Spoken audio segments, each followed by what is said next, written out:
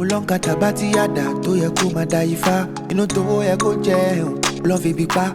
Ọba tálá, ọba takuntakun. Ṣàngó, Èṣù, Ògún, Ọya, Ọ̀ṣun. Ìwọ ló ń bọ̀ nílé. Kí ni ṣẹ̀ṣẹ̀ tán ṣe nílé yìí o? Ó jẹ́ lọ́jà. Alafia, peace and blessings, peace and blessings. Welcome to another episode of the African Spirituality Experience. I'm your host, Orisha Ojeyemi. Shout out to the tribe, man. I want to give a huge shout out to all the new members, all the new subscribers, all the new Patreon members, and shout out to the tribe that has some very monumental milestones accomplished and reached this past week, man. So we've definitely been doing a lot of work on and off air, and shout out to everybody who was a part of all the things that we had going on this week. And yeah, I'm definitely looking forward to tapping back in with the Patreon community over the weekend. And then we got some dope shows lined up for next week as well. So with that, without further ado, I would like to welcome in Ojeyemi. Alafia, peace and blessings. How you doing? I'm thankful and grateful. Share Lafiani, Abu Raboye, Abu Sishi Baba, and to the tribe. Yes, ma'am. Greetings and blissfulness. Yes, ma'am.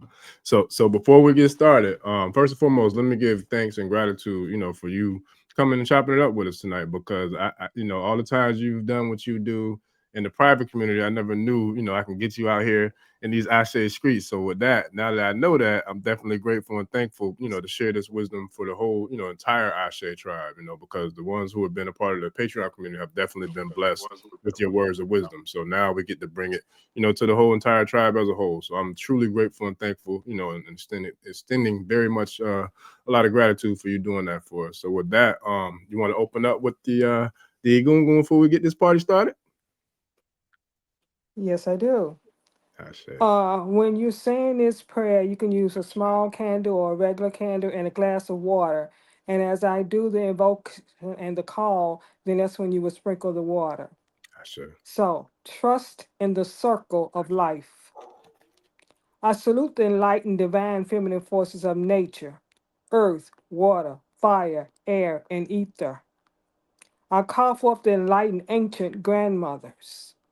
I call forth the enlightened ancestors who are healers, energy workers, prayer warriors, educators, providers, warriors, those who did what was necessary to maintain the bloodlines, those who knew how to navigate through the life regardless of the circumstances. Thank you for life. Thank you for support, sacrifice, and love. Thank you for all that you've done for your loved ones and bloodlines. Hear us. We need access to your wisdom, your spiritual power to guide us.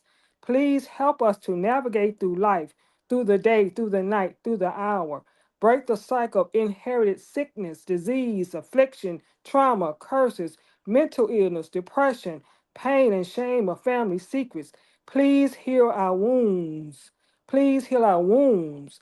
Please protect our most vulnerable. Please heal and free us from unhealthy addictions and give us the willpower to gain mastery over the triggers to our unhealthy addictions. Please don't leave us at the mercy of life.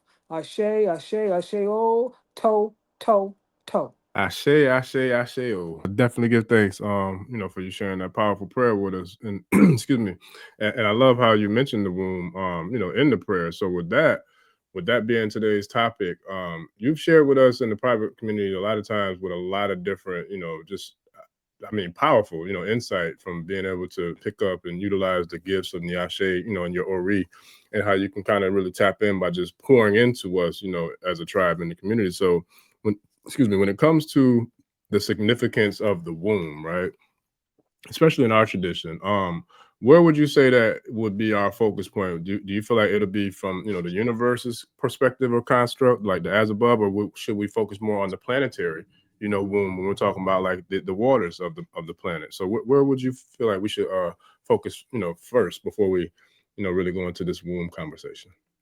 So I was saying, when it comes to the womb, when we talk about the womb, everything has a womb.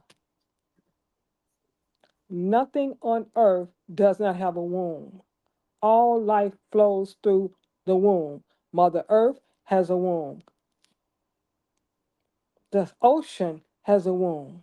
The sky has a womb. The animals have womb. In order to have life, you must have a womb. What is the womb? The womb is everything. The mothers,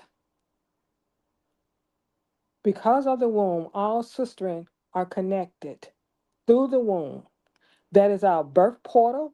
That is where life is carried. That is where the Ashe resides. That is where our ancestral intelligence lives. Without the womb, what would there be? There would be no life. A lot of people feel like the creative force is in the sacral. The creativity lies in the womb. Any sister that has a womb, I call her a wombtress. The mothers are the mothers, and the daughters are the daughters, and we are the daughters of the mothers because of the womb. I'm going to talk about the Yoruba pantheon for the mother only for a brief second. They're called the elders of the night. They're called Ojeyemi Shuranga. And because of their power, that power lies in the womb. Any sisterin that has a womb is a daughter of the mothers. I'm going to say that again. Any sisterin that has a womb is a daughter of the mothers. That Ashe can be passed down from mother to daughter, grandmother to daughter. There are some brethren that also carries the power of, and it would be called the Osho, but it is transferred from the mother to the son or the grandmother to the son. Any divine feminine Orisha carries the Ashe of the elders of the night. The elders of the night are in every Odu. There's no Odu that they're not in. Even though they were birthed out of Osa Meji and Oshetura, they are in every Odu. They are the cosmic mother and the earthly mother.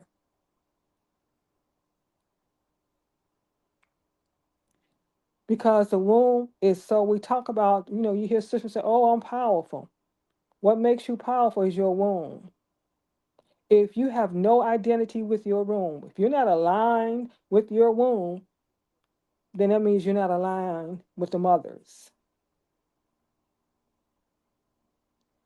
All energy, all ancestral intelligence flows from a feminine principle power. And that feminine principle power is our womb. You hear a lot of a lot of people say, oh, well, I follow my gut. No, not really. You follow the intuition, the womb tuition that your womb gave you. So often we don't acknowledge our wombs. In the birth canal, in the amniotic sac, in that dark, divine, sacred space, is where all wisdom, all knowledge flows. When the child is in the mother's womb, the child carries everything that the mother carries. Everything that her mother carried, everything that her mother carried, everything that her mother carried, it goes back beyond 7 generations. So a lot of people will say, oh, when you're carrying all that Ashe in your womb, if you don't know how to harmonize that Ashe, then it appears to be as if you're, how should I say, angry, or people like to say that melanated sisters carry a lot of anger. What melanated sisters carry is a lot of Ashe in their wombs because it goes from mother, grandmother, great grandmother, great great grandmother, and not only on the maternal side, but also on the paternal side. So those wombs are carrying all that Ashe. And if your mother had trauma in the womb, all that trauma sits in your womb.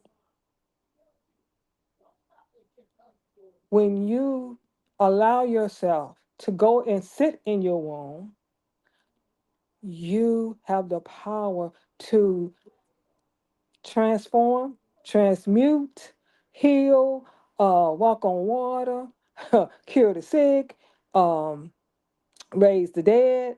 There was never Jesus the Christ. There was always the divine feminine. There was always the mother's Ashe. How can you have the Father and the Son? Where's the mother?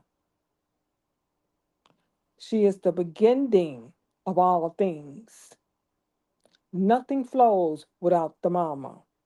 Dr. Delbert Blair was the first one that talked about, they call it path to something, where the mother created of herself. How can you have create without a womb? We have what's called the womb chakra, and it sits right there at your belly button, right there at your navel. We were never taught about the womb chakra. We were never taught about how powerful that chakra is and how powerful that umbilical cord is. The deeper you go in your womb, but the deeper you go into self. On the Kemet doors, before you enter any temple in Kemet, it says, know thyself. You cannot know yourself without knowing the womb. That's where healing takes place for sistering in the womb. The brothers can use his wife's womb, his mother's womb, his sister's womb, or his grandmother's womb to bring forth fruit. Your womb is so powerful that you can take that umbilical cord and bring forth a healing in your bloodline. You can take that same umbilical cord and connect to your mother's mother, on the matriarch and the patriarch side, if you know how to use that umbilical cord. I tell sistering that when you have a baby, do not allow them to cut that cord. Wait. And if possible, stay connected as long as you can.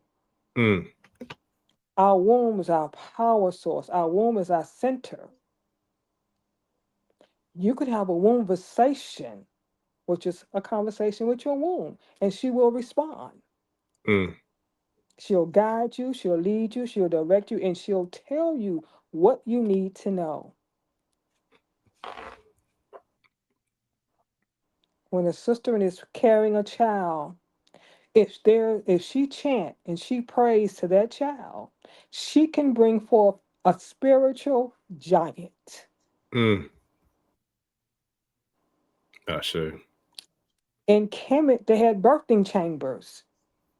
And in the birthing chamber, the birthers, we call midwives and doulas now, sole responsibility was to bring forth spiritual giants. Only thing, they catered to the mother in the birthing chamber.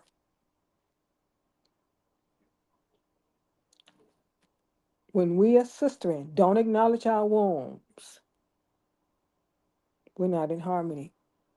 We're not in harmony with ourselves. We're not in harmony with our sistering. We're not in harmony with our mothers. And we're not in harmony with the cosmic mother and the earthly mother. In the Yoruba pantheon, the eldest, you have the spiritual cosmic mama and you have the earth mother. And they eat two different foods. To have a healthy womb, you have to have a healthy mind. And it's not the ori, the head, the stomach, the navel, and the feet. I call the womb the unconscious collective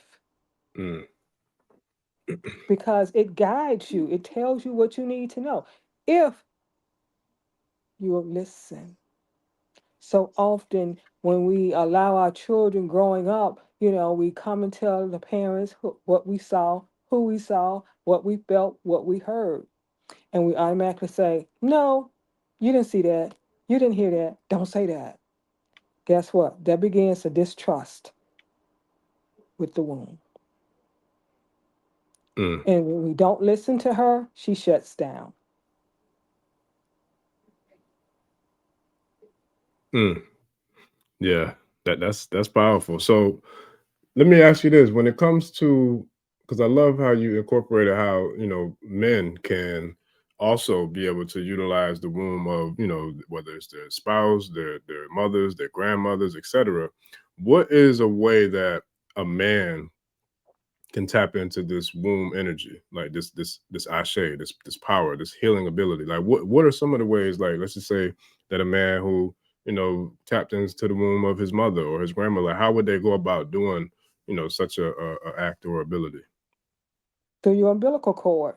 Mm, You would actually imagine, you would see your umbilical cord at your navel, and you mm-hmm, would send that umbilical cord out to your mother or your grandmother. mm, And you would send that energy through that cord. mm, You can heal the trauma in your bloodline through that cord. mm, You can send forgiveness, you can send love, you can do whatever you want to do through that cord. You can cut ties through that cord. That cord is powerful. Just because a cord has been severed doesn't mean that the ashe is still there. You mm, have to know how to use that ashe. mm, And you would say, I call on the ashe of my, I'm asking you, grandmother, I need to use, I need you to assist me. mm-hmm, Isn't she not an ancestor? mm-hmm. Is she not powerful? Yes, ma'am. Wow, that's deep. And I was wondering about that because I've heard a lot of different conversations or just learning from people like yourself on the channel, but I've also learned that those who, especially like men who have reached the path of, especially in this tradition of Isheshe, where they have reached some of the initiation rites where you receive shrines, you receive pots, and that is considered to be your sacred spiritual womb, right? So especially like with the Ifa Mm-hmm. priests and the Babalawos who receive Ifa as well as the Odu. So it's like the Odu Mm-hmm. being the feminine aspect that is considered to be, I would imagine, like the womb for the male Babalawo or Ifa priest. So for those who are still on their journey, maybe just beginning their journey, or who might not have any um interest in Ifa Isheshe or in this particular tradition, can they still use the same concept by just like meditating and like imagining, and envisioning, Yes. invoking that ashe of the womb from there? Yes. That's what's up. Yes. Ashe. Because we all have mothers, Mm, and we all are either a daughter of the mothers or a son of the mother. ashe. And the relationship with the mother begins in the womb. I need to speak on that. So often I hear sister and um say, I'm a daddy's girl. Mm, amazing. Something carried you for 9 months, 10 months, and there's no connection here. Mm, You chose that birth parent. You chose to come through this bloodline. And in that, there had to be something there. But now we also forget about the karma of the bloodline and of choosing that mother and of choosing that father. mm, So when you choose your birth parents, you choose whatever karma, whatever the drama, all of that. But also in the bloodline, there's gifts. So not alone comes with the karma and the trauma, but it comes the gifts. So you chose this bloodline, you chose this mother for whatever reason. And I tell people, we don't just meet in this incarnation. that part. We just didn't come in this incarnation. So I see a lot of people go back and they get their Akasha records read, but did you ask what was your karma? Did you ask what did you come to transcend and alchemize and burn up in this incarnation? Mm, And if you don't have a great relationship with your mother, you can't have a great relationship with the mothers. What is there a part of the Egungun prayer? It says, and it's even in their Bible. If you don't honor the mother and the father, that's an important piece right there. And in my practice, I always have sisters go back, call your mother on the phone. mm. Tell her thank you for birthing me, because she didn't have to birth you, even Mm. though you chose her. Mm. That's grace right there. I say. And whatever, ask for forgiveness. Whatever you did and whatever she did, ask for forgiveness. Tell her you love her. And you can set boundaries. I have a sister friend, and she knows, she was given up for adoption, but she sets boundaries and she still takes care of that earthly mother. That's important. I say. That's powerful.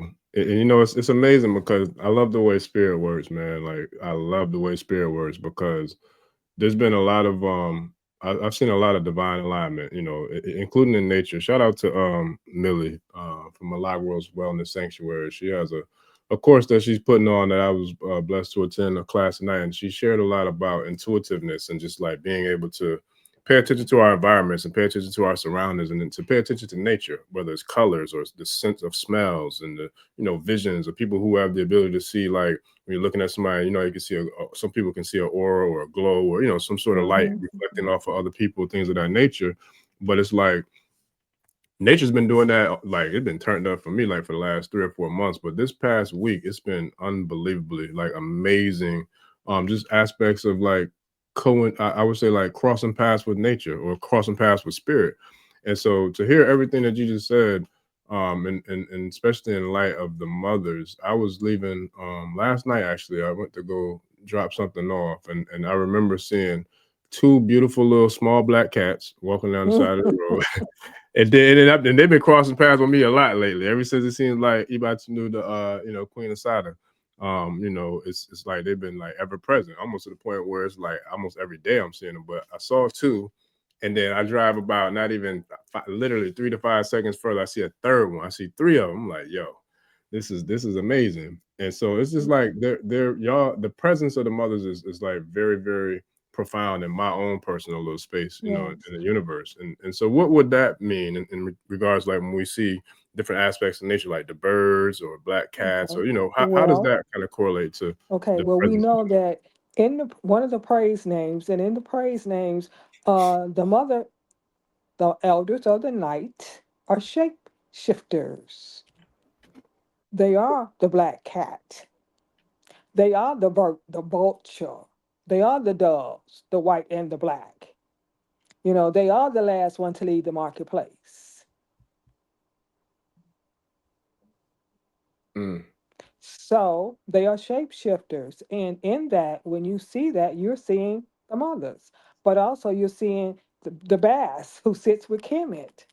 mm, Did it, the Yoruba pantheon has mothers, but also we looking at Aset, mm-hmm. Neverhet, the Nefers, I saw Asetmet, yeah, yeah, Mayat. yeah. They also have the block. They are the melanated mothers from the Kemet pantheon. Mm-hmm. Then you Oh, yeah. have Mami Wata. You have the Sybils. Nana Baruku. Yeah, Nana Coat, Mm-hmm. Oh yeah. Oshun, Oya, Emoja. Yemaja, Odu, Mm-hmm. Oduduwa. Mm-hmm. So Gotcha. any sisterin that carries a womb is a daughter of the mothers. More prevalent in sisterin than there are in the brethren, but there are some brethren too. I want to touch on three. mm, I need to say this and say this where it's. I just have to be careful when I word sound about the Yoruba part of this. It's all yours. You got it. Okay. There are three called the birds of prey. These three are Ajay Dudu, Ajay Pupa, and Ajay Funfun. Ajay Dudu is powerful. She can mess up your life, but she can't destroy your life. She can make things difficult. Then you'll have Ajay Pupa, which is the ministrating mother. She can destroy, she can kill, and she is unforgiving. Then you have Ajay Fung Fung, which is to bring bliss, harmony, um, joy. She brings bountifulness and bliss in your life. Very few people are initiated or can be Ajay Fung Fung. She's not as open to allow people in as Ajay Pupa and Ajay Dudu. And I'm just going to leave that right there. There's a book called Iwana Emil Shiranga. It's a pink book. I can't say her name, but her name is Chief Ianifa Iyalode. She wrote a book. And that book will give you the praise names. It will give you information about the womb. She, for so long, the elders of the night was a secret. You wasn't spoken out loud. If you come to them in reverence, if you come to them with respect, they are the fighters for sistering. They bring justice, like my aunt. But anybody who offends them, knowingly, unknowingly, intentionally, or unintentionally, your life will not be so sweet. I bow only to the mothers. I bow only to the divine feminine. But also in the divine feminine sits the divine masculine. In the divine masculine sits the divine feminine. The mothers are so powerful, they can mess up your marriage, your health, your wealth, all of that. Yeah, can take away your very existence. I mean, immediately, expeditiously too. They are to be appeased as often as you possibly can. But we automatically know anytime you're doing a offering, an appeasement, that they always get their portion. mm, Let's talk about the blood piece, the ministration piece.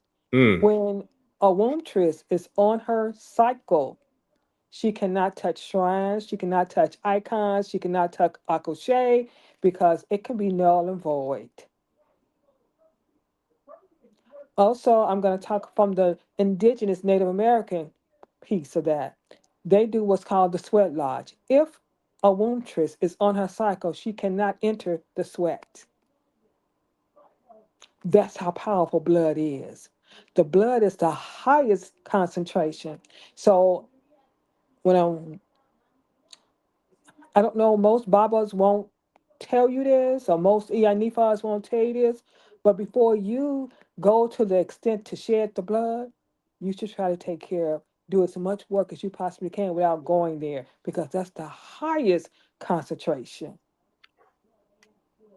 I love that you there's two places you went that I love that you went to. I want to share a couple of, you know, kind of like to go further into if you can, if you don't Mm-hmm. mind, and then I'm gonna jump back off. But when you said that feminine, oh my God, I was like, yo, because that's something that came up on the last couple of calls where this is a 9 year, right? So with Mm-hmm. this being a 9 year, the divine 9 year, and then you said that feminine. I'm like, ooh, I like, I like that, boy, feminine. So now you're talking about the divine 9, with this being a 9 year, which means this is a Mm-hmm. symbol of, shout out, yay oya, the transformation, death of the old, birth of the Mm-hmm. new, and then now you're saying that blood is the most highest form of let's just not even go into that word yet, but the highest Right. form of, saying work, right? Concentration, So yes. so when it comes to, I will say that word with this, the sacrifice of self,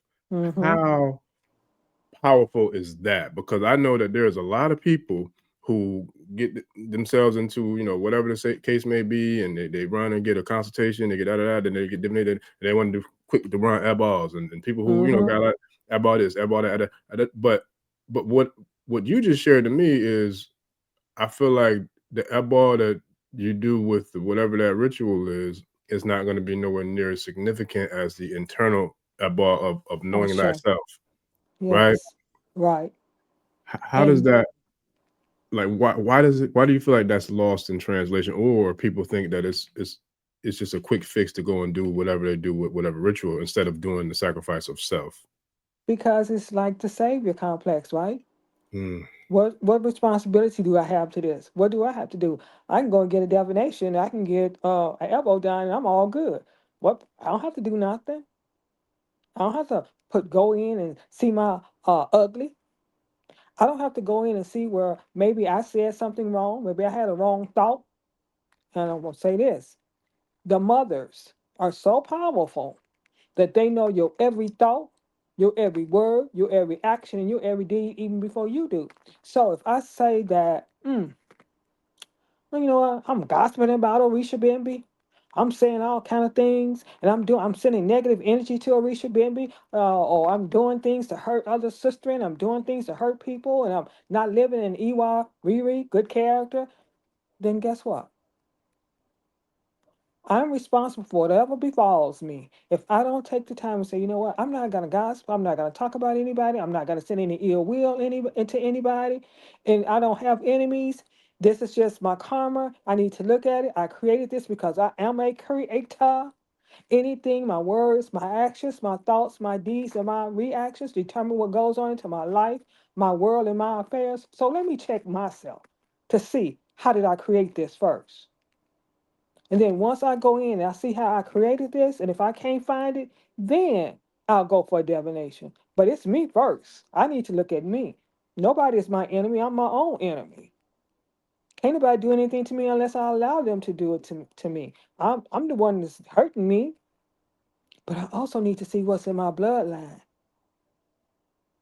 What is the, should I say, the generational curse in my bloodline that I need to break? Well, if there was alcoholism in my bloodline, maybe that's a tendency that other people in my bloodline have.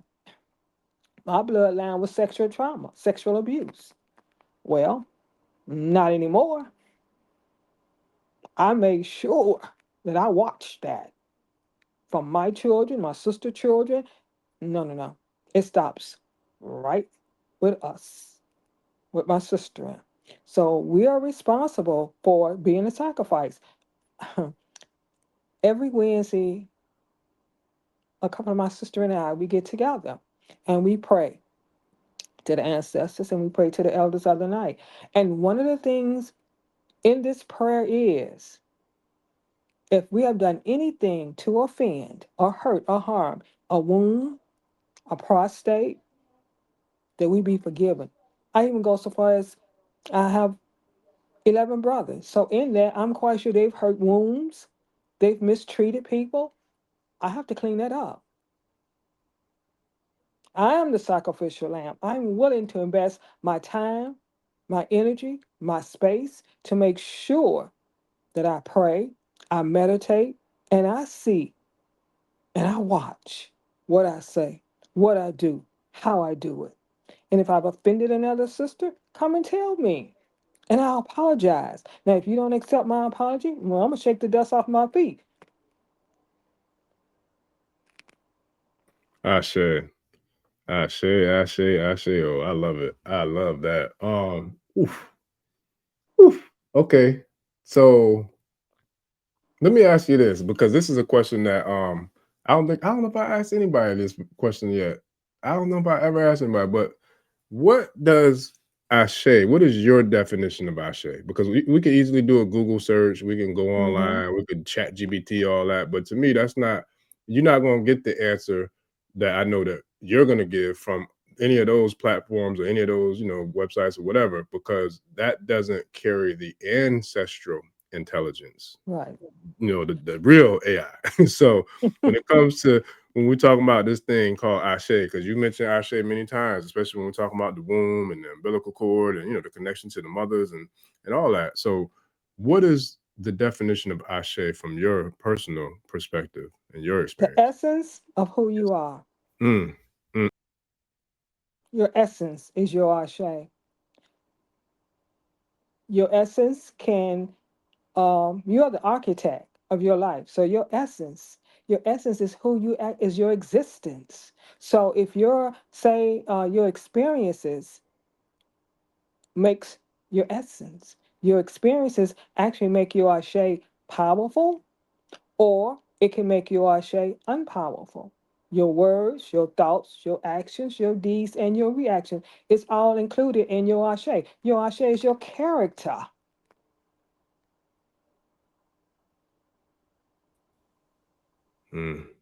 There's a prayer that is a part of a prayer that I pray. And it says, if your essence does not match, if your personality does not match your essence, the prayer is dull and non void. That's deep, because that brings me right back to where I was going earlier about how significant the sacrifice of self is. And when I say sacrifice of self, of course, I'm not talking about sacrificing yourself. I'm talking about sacrificing the liabilities, the liability aspects, the negative, you know what I'm saying? The things that, the areas of improvement, the places where we got to work on, you know, for thyself. Like that to me is the sacrifice of self. So you mentioned a lot of different things in regards to how the connections to the mothers, the connections to the umbilical cord, the connections to the womb, the connections to healing, and how all these things are like tied into sacrifice, but unnecessarily doesn't mean taking a life. I feel like it means taking away something that is of a negative or is doing us no service, which is a liability, and then replenishing, you know, and replacing that with something that is of value or something that is constructive versus destructive, and then that is an asset.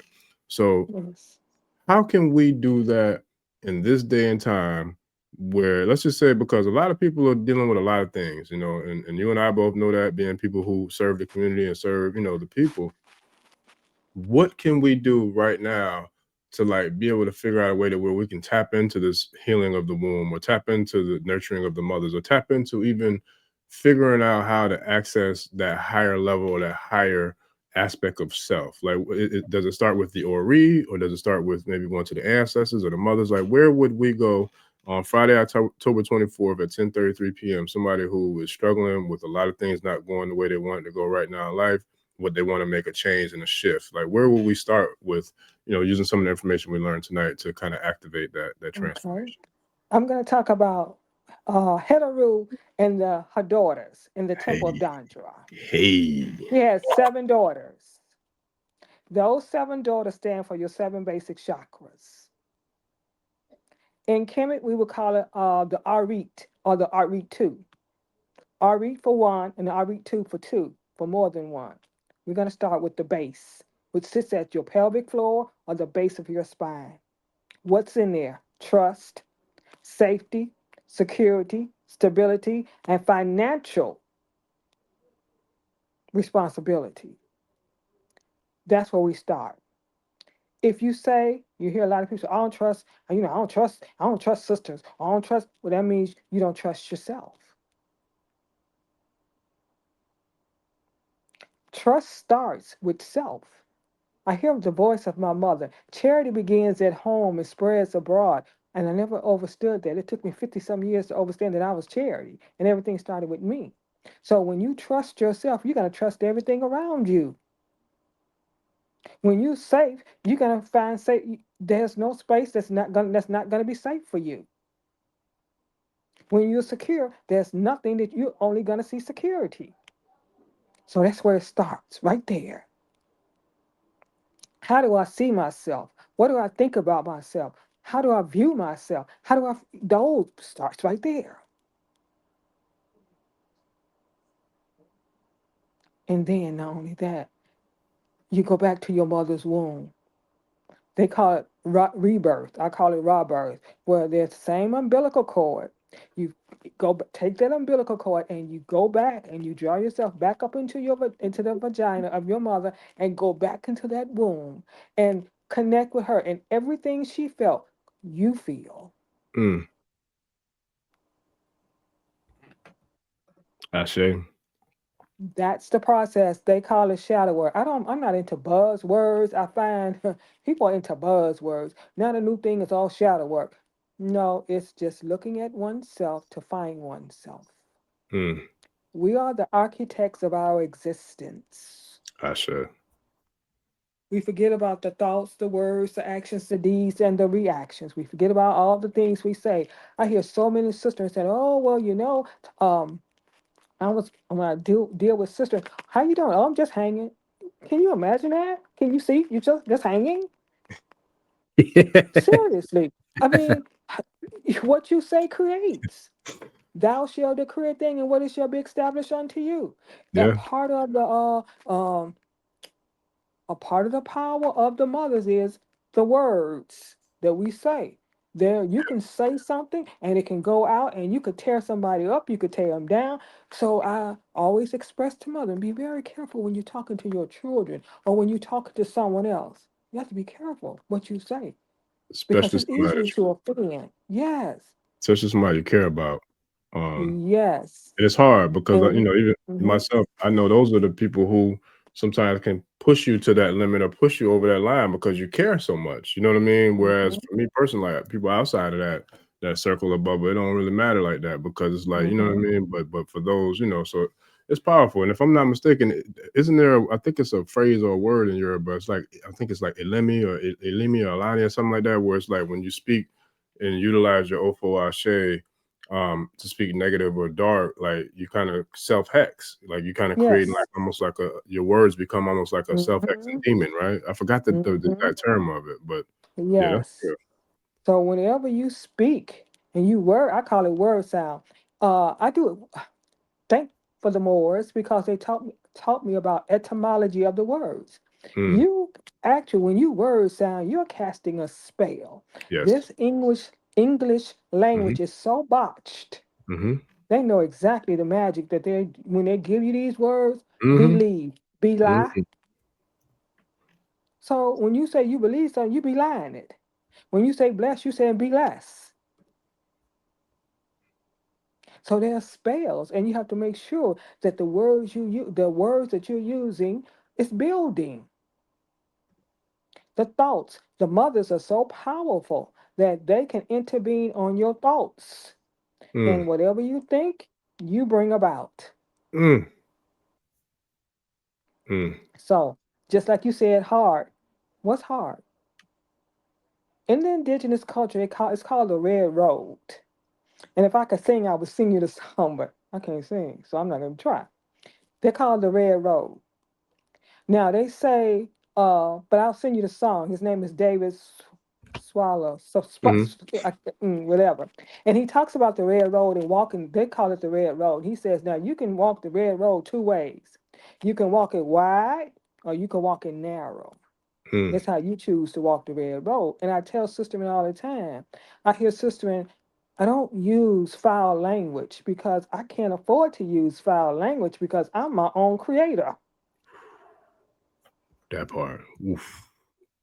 I I'm my like own that. creator. So if I'm using words that are not uplifting, then I'm creating. And then I'm first thing I'm going to say is, why is this going on? Well, what did you say? What did you think? What did you feel? What did you do? How did you react? And now we're going to bring in the senses because that's what makes us sensual. Our senses: taste, touch, smell, sight, hearing, feeling. And when you incorporate that with words, thoughts, actions, and deeds and reactions, your creations bear forth fruit.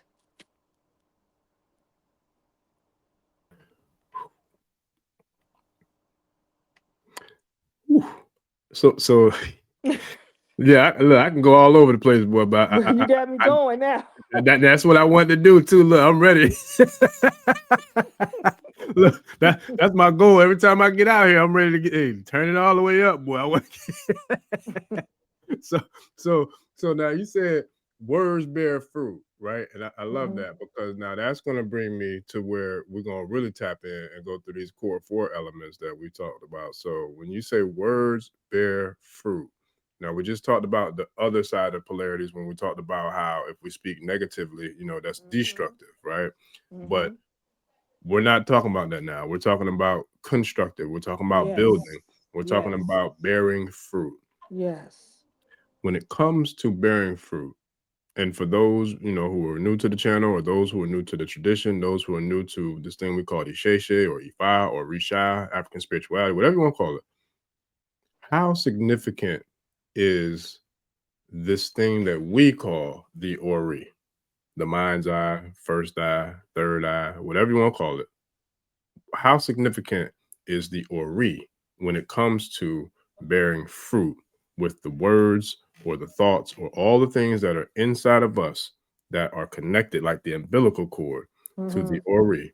How significant is that in working with that in order for us to bear fruit? Well, when we were up in our room, which is called heaven, and Ellie Damati and the mothers said, okay, Orisha Bembe, it's your time now. It's your time to get a bar, a soul, Kemet, bar, real The Kai spirit, and the Ba. right? Kind of bar. Shout out to Okay, Professor Orisha Kaba. He'll Bembe, be here next week. it's your turn. It's your turn now to you get ready to get a bar. You already got the bar, but now you getting ready to get a car. So, all right, however you decide, we're going to pay this movie screen for you.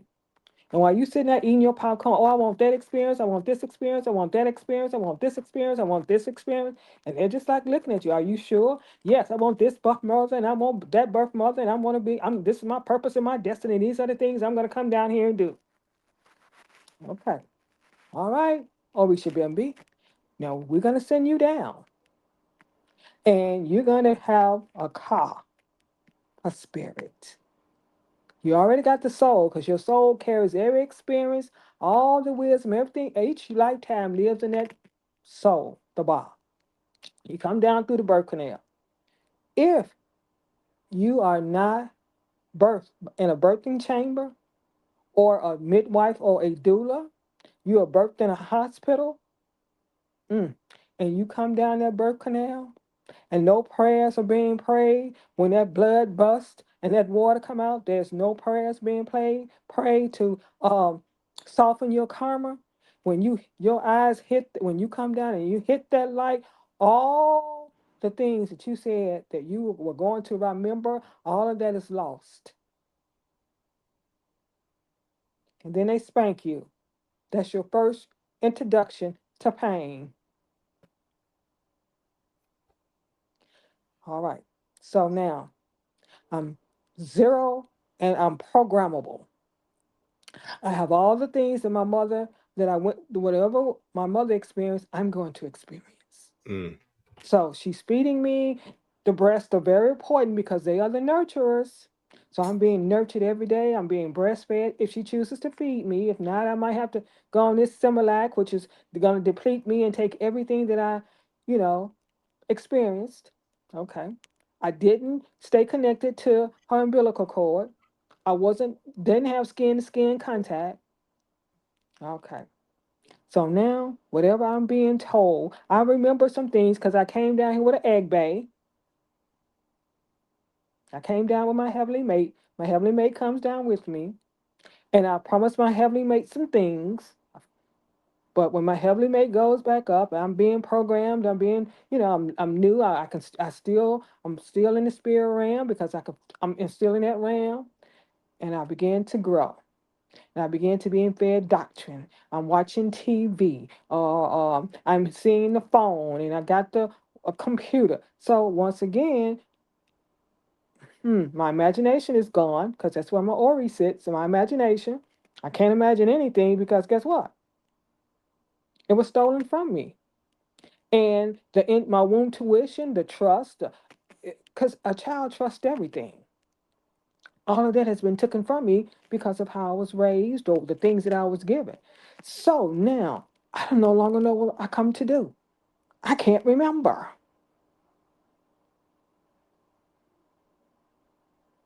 I have to go back and find out what I come to do. What's my passion?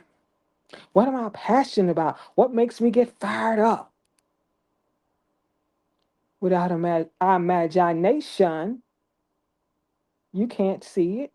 You can't be it. My Ori is my head. It's my mind. Up in here, you gonna make me lose my mind. Up in here, if you ain't got a mind, you ain't got nothing. You about to You, DMX.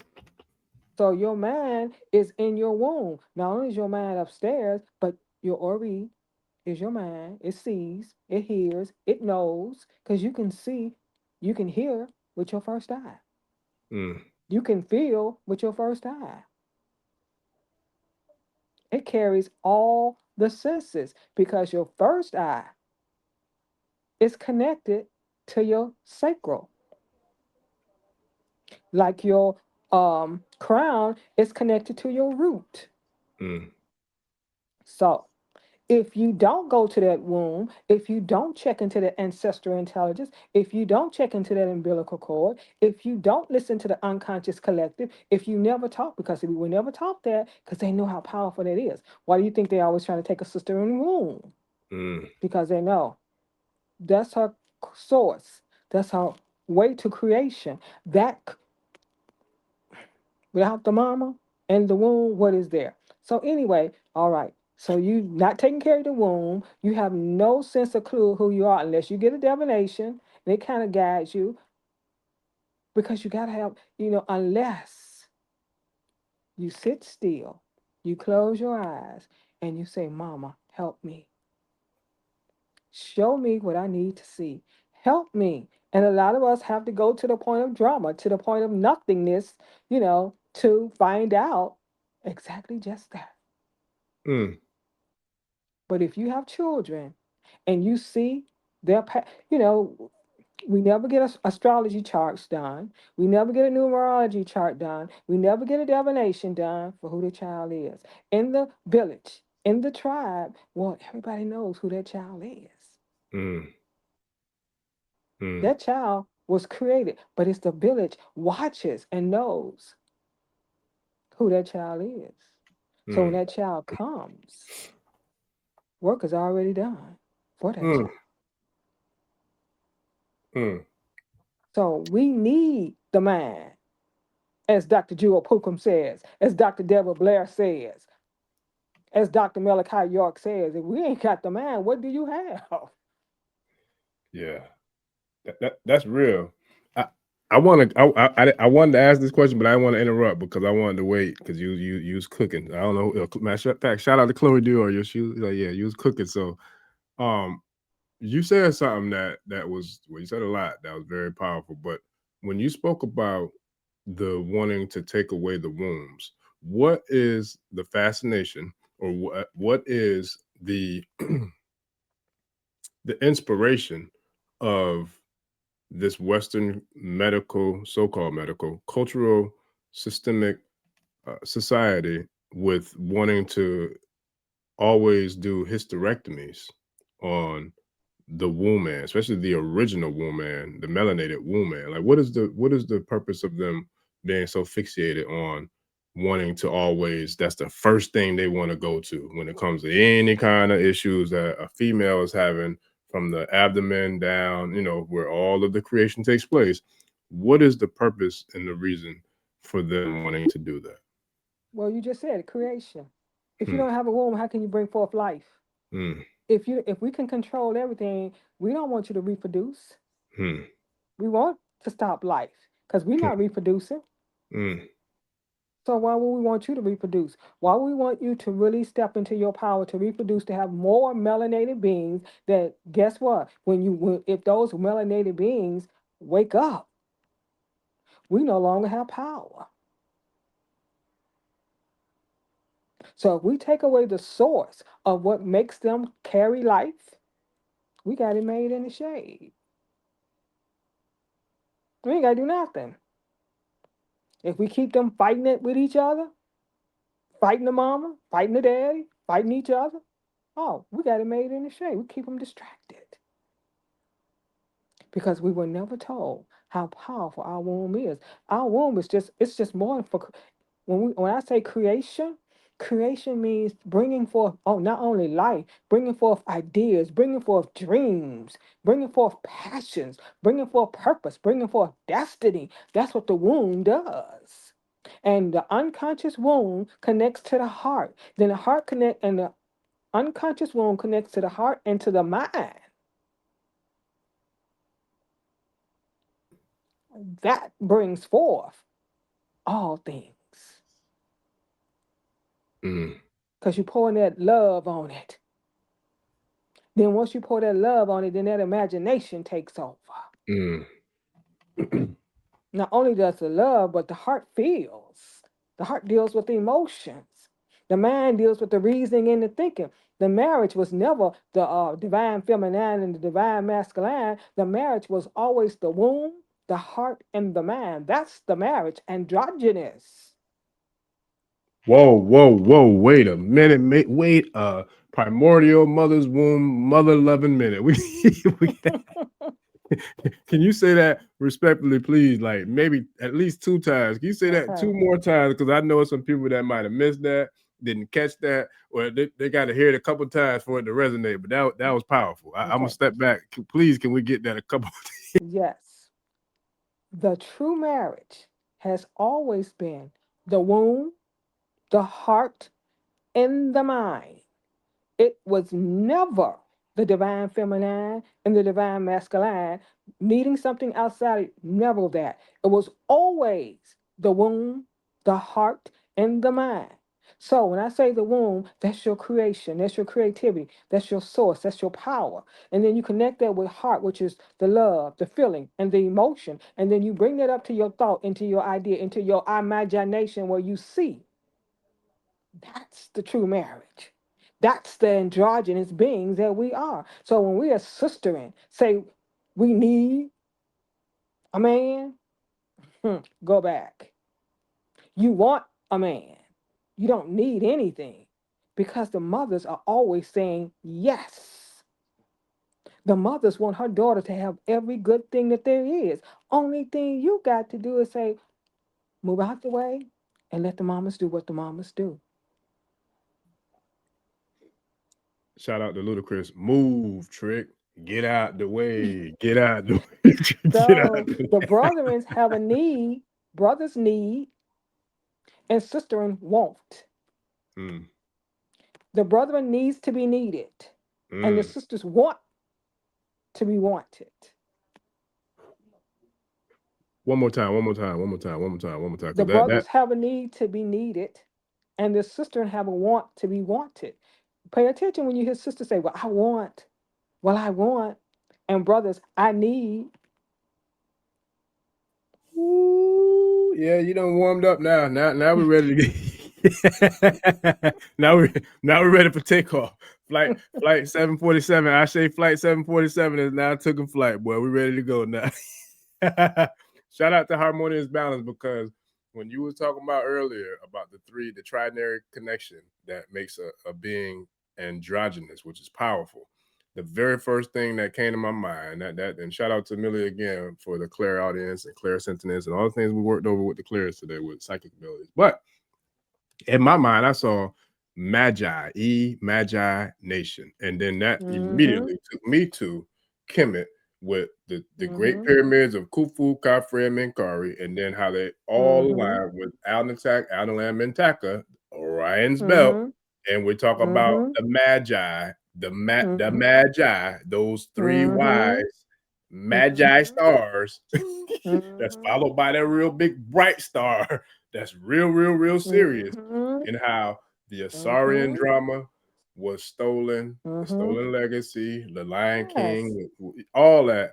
How does that Yes. all tie into this Yes. thing, or this Bible biblical Jesus thing? Because a lot of similarities all line with those Well, they magi. stole it. Hmm, They stole it. hmm. We all know that that's the resurrection of Osa. Osa. We all know that. But if you have never read the pyramid text, if you have never read the coffin text, if you never read the book of Coming Forth by Day, if you have no idea of this story, then you have no idea that there was never a JC, never existed. Where it come from? How can you serve something that is not of nature, that's not a force of nature? Every deity is a force of nature. Be it a Netta, a Neter, a Netaru, be it a Lawo, be it a Orisha, be it a Irumole, it is all a force of nature. So how can I serve something that's not a force of nature? What power does it have? Where was the birthing place? How? Okay, so they said that, Mary had immaculate conception. I mean, she birthed, because we all birthed it without the divine masculine. We birthed only the divine feminine. And when the sons of, how should I say, Anaki came and saw how beautiful the divine feminine was, They wanted us. They wanted our power. They saw what we could do, and they wanted that. So they didn't have enough power already, being that they were, They didn't have demigods. they didn't have wombs. Ah. We had the temples, and then we birthed our sons. And just like the mama cosmic moon, she would spit her son out at night in the dawning. I turn my light back on. She That's would all spit her good. son out in the dawning. Yes, sir. So and that's real powerful. Real powerful, because that brings me back to somewhere I wanted to go earlier, but I had to kind of make sure that I stayed the course of where we, with our GPS and navigation system had, aligned for tonight's conversation. But I was thinking about when you talked about the stars and then like the moon and all that stuff, and then we spoke a lot about the womb. And I know like the planet Earth is, I don't know, I forgot the percentages, but a vast majority of the percentages of the planet Earth, I think, is like what, 70, 80, 90% water, something like that. When it comes to the makeup of the mass of the planet, right? But when we talk about this thing called the womb, and then we talk about chakras, there's several different entry points. There's several different, I feel like, sacred sites that are considered to be entranceways to this thing called inner earth, right? And then, I've heard of like Mount Shasta being one. There's certain different, volcanoes and different mountains. There's a lot of different places in the world that are sacred. The pyramids, underneath the pyramids, the Sphinx, and then all the pyramids around the globe. In Mexico, Tahushin, I forgot. I'm having a tongue twist right now. Tanzania. Yeah, Tanzania.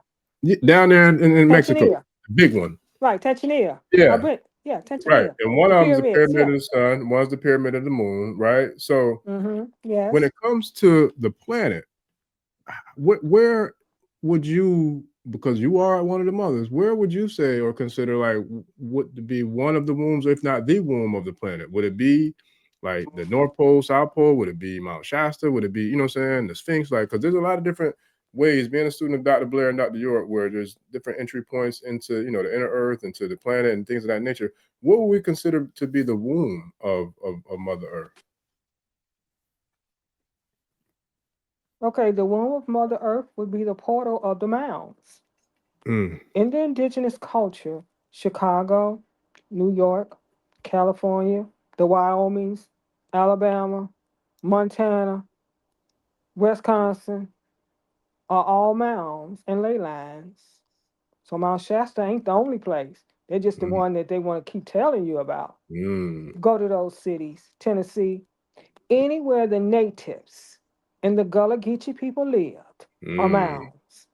A mound is a burial site.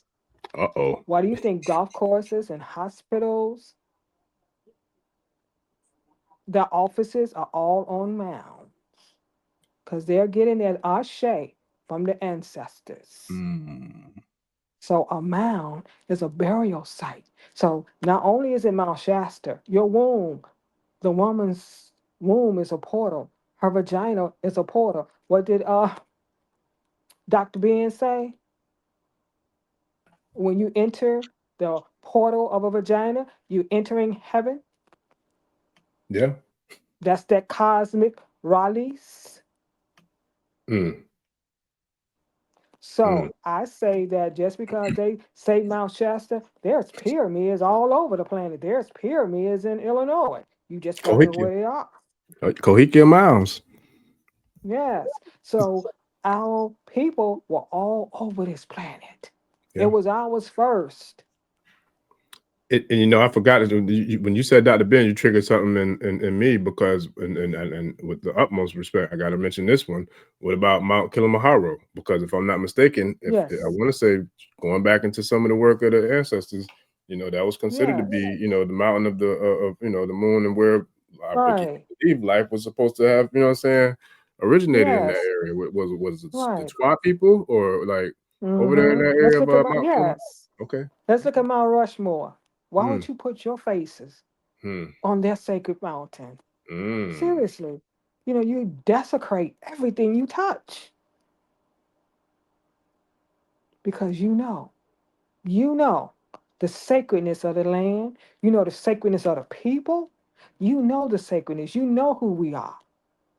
I'm like Desmond Tutu. When you came over here and you brought your Bible, you said, let us pray. We closed our eyes and we prayed and we ended up with the Bible and you ended up with the land.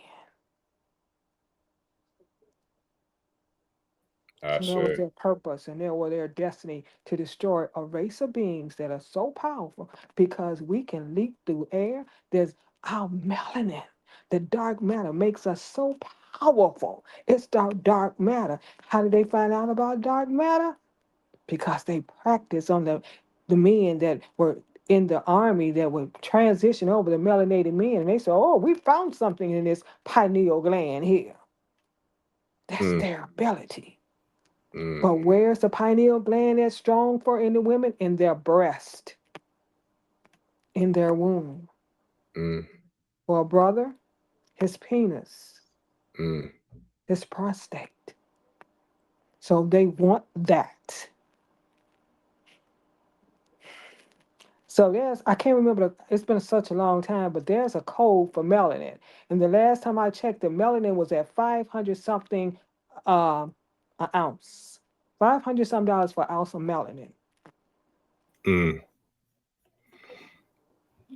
So now we about to really take it deep. Before we get up out of here tonight, we got look. Before we get up out of here tonight, we got to really go ahead and go deep because so to me, because there's a lot going on, you know, in the planet and in the world, a lot going on, and it's a lot that I feel like. Well, I don't feel like I know that we're being captivated, we're being inundated, we're being conditioned, you know, we're being pretty much pummeled with a lot of bullshit, excuse my French, but Yes. BS with the social media, these entertainment trials, you know, all this other stuff. I'm not even going to give it any ashe by speaking on it or speaking, you know, the name of it, but I feel like that goes back to earlier when you were saying about, well, when I was asking the question of like why they're so fascinated with removing the wombs or, you know, the infiltrating the bodies of our wombans or women with the procedure of the hysterectomy. So what you just saying, well, how much melanin is going for per ounce?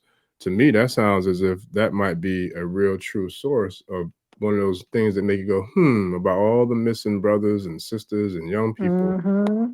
Somehow, Yes. some way, mysteriously, just turning up missing around this Yeah, well, corporation that I we need call. your melanin. I need your body parts. We life itself. uh Oprah Winfrey shared the story of Henrietta Lacks, right? And how they took her parts and they still using it to this very day and gave her family nothing. They know who we are. They know what we are. We don't know who we are. We don't know what we are. Watch the movie Lucy, and she took this chemical, this prefabricated drug, and then it speeded her brain power up. She became all omniscient, omnipotent, omnipresent, omniopulence, all knowing, all power, all seeing. That's who we are. So we walk around here talking about we powerful. Really? Are you all knowing? Are you all presence? Are you everywhere? Are you all power? Because that's who the creator is. That's what the mothers are. All knowing, all power, all presence. So when you call that forth, when you can tap into that energy, then you can tell me you powerful. But until then, so Lucy becomes so powerful, her brain, she becomes the all-knowing to guess what? She can no longer stay in this body. So guess what? She pops. But when she pops, guess what she pops into? Total Dark blackness. matter, the Yes, black sir. hole. Yes, sir. Dr. Richard Thomas, Dr. Carol Barnes, Dr. Richard King. right, Richard King, Carol Yeah. Barnes, Mm-hmm. and that Dr. Francis Quelshing, and Oh there's yeah. his other sister, Dr. Ann. Is it Dr. Ann Brown? There's a few of them. I know I Yeah, got brother Dr. Layla Africa, yeah. Dr. Layla Africa, Yeah. Dr. Jewel Pookum, Yeah. Dr. Delbert Blair. Mm-hmm. I Hmm. sure. So come on now. We have to understand what melanin is and what melanin can do. Melanin is like an addiction. That's why you think they created drugs. Melanin is easy, it's an addiction. Melanin likes um certain things, and it's easy to become addicted. So they made these synthetic drugs. They automatically knew melanin is addictive. So melanin makes it's easy to get them because, oh, we can just get them a distraction. So I'll say, oh, well, we're gonna do this because if you are distracted, that means you're not inside of yourself. You're outside. So if you stay outside of yourself, you never find yourself. It is in the darkness that you find yourself. So we tell us, oh, don't be afraid of the dark. Why?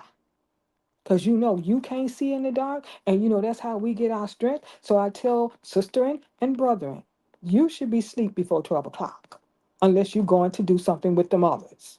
Because that's the time that the melanin needs rest. That's the time for the body to rejuvenate. So it could be ready to be up at 3 o'clock in the dawning. That's why you think they created the third shift. So your melanin would be off track. Don't know what they doing. You dropping mics, you dropping bombs, you dropping heat. Yeah. So I got a bunch of questions, but shout out to Emperor True, because this is shout out to the tribe, because everybody dropping dope comments and dope questions. So I appreciate all the love and support, and everybody that's chopping up in the comments. But this was a good one. I wanted to ask this one, share this one, and I got a couple I wanted to share or ask, because you going in now, like that triggered something with me. I got a couple good ones. But what do you think about, what are your thoughts on the Grand Canyon and Antarctica? Is it not native country? Mm. Who was there first? That's the only thing I gotta say. Who was there first? They wasn't. Who were birthed there?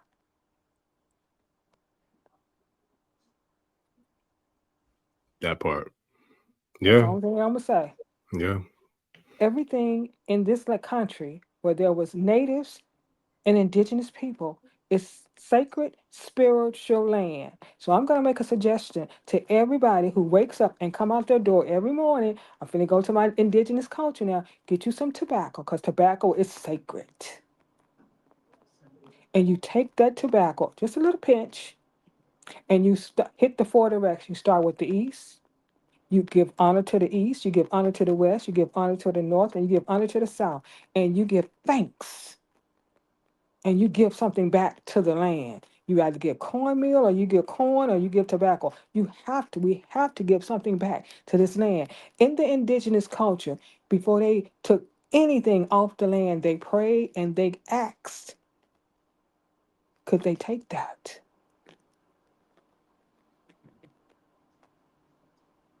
So. Say. Now I love that, because it's funny, because I can't share too much, but in our tradition, excuse me, in our culture, especially with the spiritual traditions, we have to ask, permission before we go to the forest to get certain herbs, or to get certain, ingredients, or certain elements that we use for ritual, right?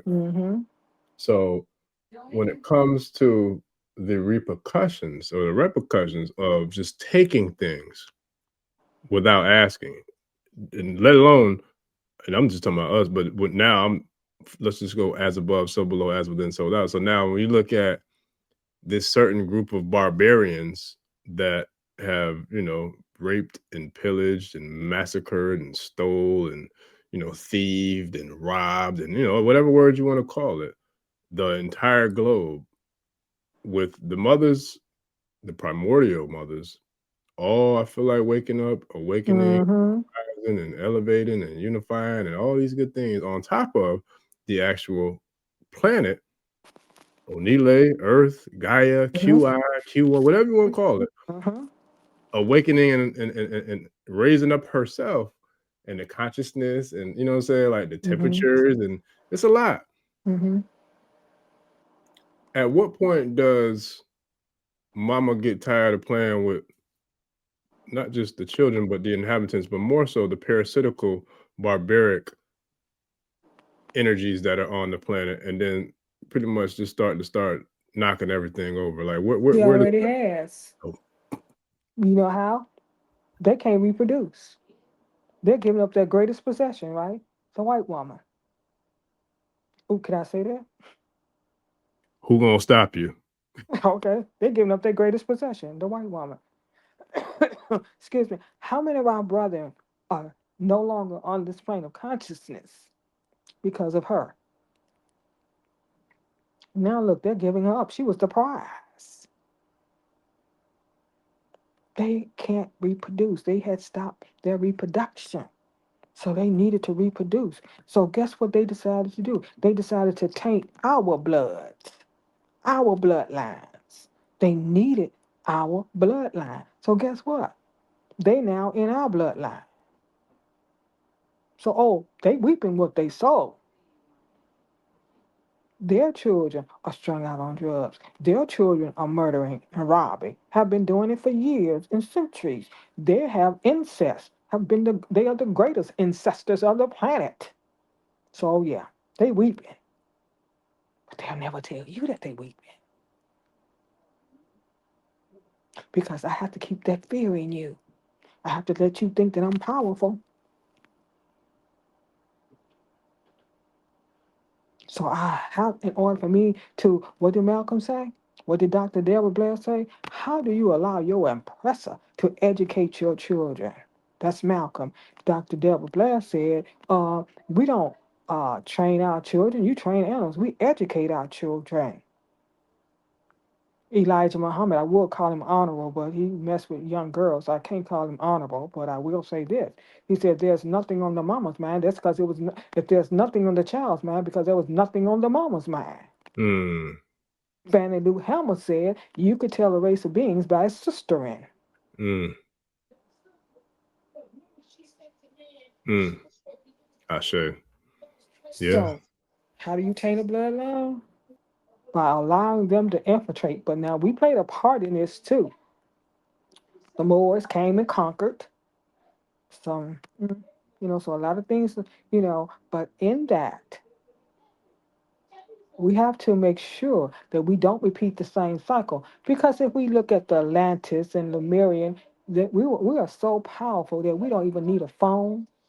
We could feel each other. We've always felt each other. We always know when something was getting ready to happen in our community. We always rallied together. Shoot, Big Mama, Nana, Mud Dear, Auntie so-and-so, Uncle so-and-so. We always knew. And we always stood. I say this, when you didn't have food to eat in my mama's house was always open. It was 18 of us, 11 boys and 7 girls. Everybody would come, anybody could come and eat at our house. You didn't have a place to stay, you might not have had a bed, but you had a pallet on the floor. We were community. And they made sure that they stopped community. But we have to go back to the old ways. And we hear, that's the old ways. They worked.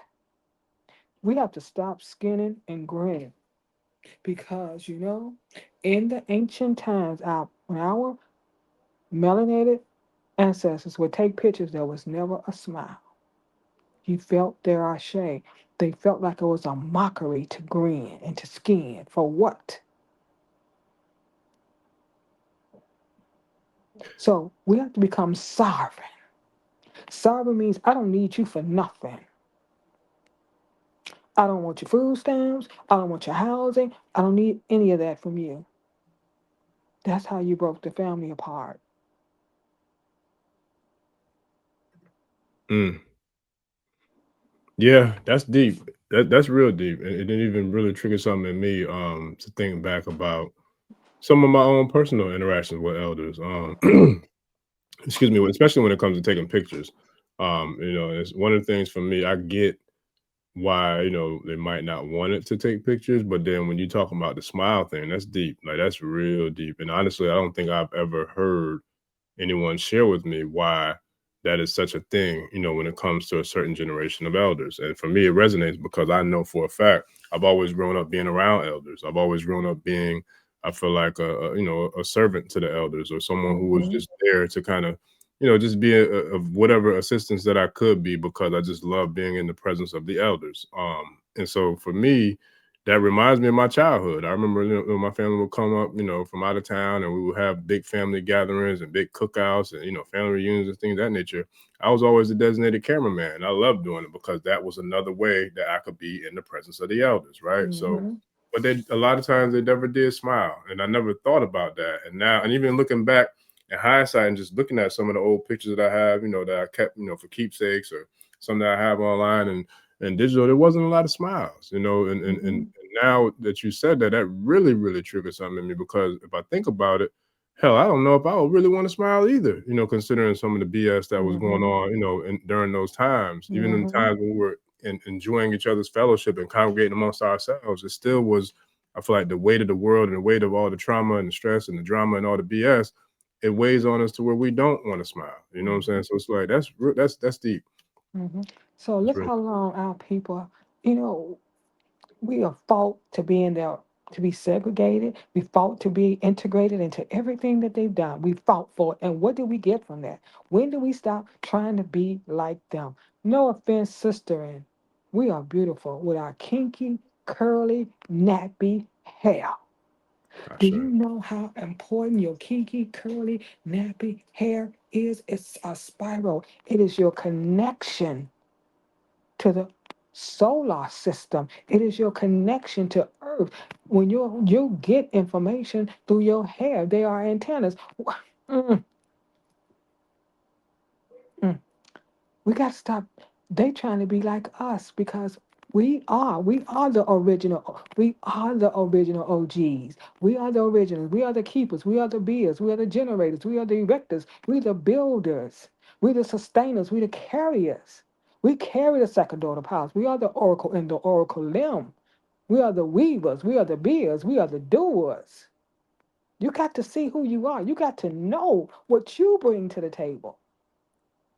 We all have a part to play in this, sister. And we all have a part to play. So if you see another sister and you say she don't like you, that's not true. If she sees something in you that she don't see in yourself in herself. So I say, big her up. Lift her up. See the sacred divinity within yourself and see the sacred divinity within you. Because we are sacred and we are divine. And wherever we go, sacred and divinity go. I'm not a God. I don't believe in God and the goddess. I believe in divineness. I believe in divinity. I don't serve anything that's when you flip it around, it's DOG. No, no, no. You got to pay attention to the words that they use. Pay attention because I don't set intentions, but I pay attention. The road is paved with good intention. Once again, who told you about intentions? I pay attention to all things. I watch all things. I listen to all things. And I go in and I go to my womb. What does this mean? How do I use this? I hear my brother, Orisha Stone, magnetism. We have to magnetize ourselves. We have to raise our frequency at least to the heart plane of consciousness so that we can draw. And then we got enough electricity, but now we need to magnetize ourselves. And when we magnetize ourselves, let's start buying. Everybody saying buying silver. Baby, gold is the way to go. We're golden. We're melanated liquid golden liquid. And if you never saw your golden body, I suggest you take yourself into meditation and ask to see your melanated liquid gold body.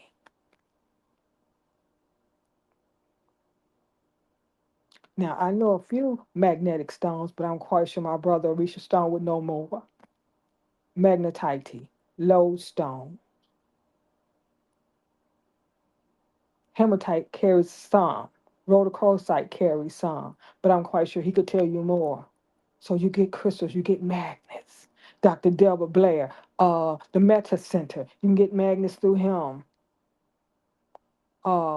Hank Rising Sun, you can get magnets through him. But the more you magnetize it, you draw. We magnets. So if there's something going on and you say, oh, well, why is it? Check out your energy. Tantra, one of the things of Tantra is energy. We emit energy. What are you emitting? If you walking around mad, angry, sad, depressed, well, that's what you're going to get, because that's what you're emitting. You have to pay attention to our energy. You have to pay attention to each other. Speak when we see one another. Greetings. Whether they speak back or not, keep it moving. It's okay. Shake the dust off. But until we can, the only way that we can arrive is, I am my sister's keeper. I am my brother's keeper. It's enough tea in China for us all to have some. It's enough tea for us all to have some. There's this song by Kendrick Soul. I want all my family. I want everybody. If I'm eating good, living good, doing good, I want everybody to eat good, living good, if that's what you want. Now, if you don't want that, I'm okay with that. This is what I say. Everything that I say, you can kick rocks with it, throw it against the door. I don't have an expectation of anything or anybody, not even of myself. Therefore, I'm not. I'm no. I don't want to be let down. I don't put people on pedestals. We all, the mothers is no respect of persons. We all can do the same thing. It's how you choose to live your life. It's what you want. It's what you're willing to sacrifice. What are you willing to give up to get something? Ashe. Oh, shout out to Queen Liquid Water. Said, "Yeah, I got bars." She sure do. Listen, she sure do. Yeah, like, hey, she got bars for days, bars and more bars. And shout out to Outkast and the Dungeon family, because what I heard you say is we need to do something. So they got a song called "You Need to Get Up, Get Out, and Get Something." Don't let the days of your life pass by. You need to get up, get out, and get something. But anyway, we're gonna get up, get out, and we done got something tonight. But we done got some real jewels and mic drops and some esoteric wisdom delivered, on a first class level, man. So I want to give thanks and gratitude to you, and then also before we get out of here, shout out to Brother Nkosi, because he asked a question that I'm gonna bring it up because out of dear love and respect for him and the support that he does and has and the things that he does to contribute to the tribe. I told him that this is definitely something that we'll bring into the Patreon, because you and I actually spoke about that before we came on air. But I wanted to share it just because I feel like if you want to just drop anything that you're comfortable with dropping on here, and I know what you told me. We're gonna do this in Kosi, we're gonna do it in the Patreon for sure. But I just wanted to share it, out of my love and appreciation for your support, brother. Can you go deeper into Osa, when it comes to males or the sons? When you spoke earlier, the male. Okay. When you were speaking about how some of the sons can have, some of the, all right. Yes, ma'am. So I shared earlier that there is a portion that belongs to the males, and it's called OSO. I'm not very good with the Yoruba language, but they are the sons of the mothers. The lineage is passed down from mother to son or grandmother to son. So that means that you are connected to the divine mothers. That means that you carry the mother's ashe. Um, I want to say some brothers are very in tune with their femininity. That's all it is. You're in tune with your divine. You can see, because the mothers can see. You can feel. You're in tune with that divine feminine side of yourself. So that's what that means, that when anybody carries the Odu of the mothers, which is Osa Meji and Otura, that means that they are a child of the mothers. That means that the mothers, are your, should I say, watch over you. But in that, the mothers watch over all her children, more so in the womb, but she takes care of her sons. She is no respecter of persons. But I will go further when we have our what you call, because I have a lot of things to share about the elders, and I will not. Not. Yeah.